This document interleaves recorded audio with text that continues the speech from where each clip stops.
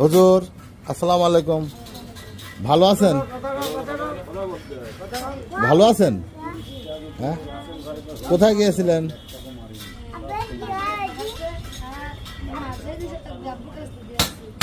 মাদ্রাসায়।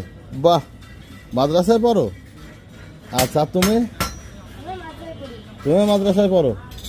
আচ্ছা, এখন কোথায় যাবা?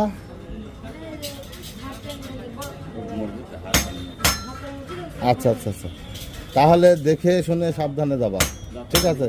রাস্তায় ভিড়। আর শোনো, শোনো শোনো শোনো শোনো,